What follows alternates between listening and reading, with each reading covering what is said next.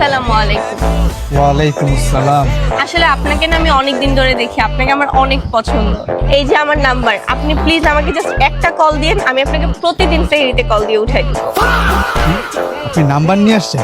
ছি ছি ছি, আস্তাগফিরুল্লাহ আস্তাগফিরুল্লাহ। রোজা রমজানের দিন আপনি একটা বেগানা নারী একটা পরপুরুষের নাম্বার দিতে চলে আসছেন। আপনাদের ভিতরে কি ডর ভয় নাই? এটা একটা রোজার মাস, আমি একজন রোজাদার ব্যক্তি। আসছেন কি নাম্বার নিয়ে? রোজা রমজানের দিন শয়তান তো বন্দি থাকে, আপনাদের মনের ভিতরে এরকম শয়তানি কোথা থেকে আসে? আমার মতো শয়তান না, আপনাদের মতো মেয়েদেরকে বন্দি করা উচিত। আসছে রোজা রমজানের দিন, এই যে আমার নাম্বার। আপনারা কি ঠিক হবেন না, ভালো হবেন না? রোজা রমজানের মাস, একটু ভয় করেন। নাম্বার না, এই যে আপনার নাম্বার। যান এখান থেকে, যান। আরেকটু হলে রোজাটা আমার হালকা করে দিন। বাবা।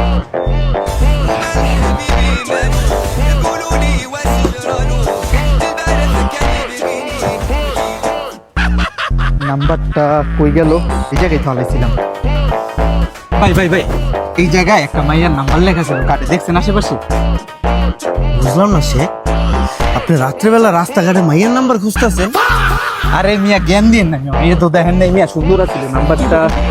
রমজানের দিনে সে কি আবার এটা কি দেখ খেলনা দেখাইল? ভাই আরে ভাই, ভাবছিলাম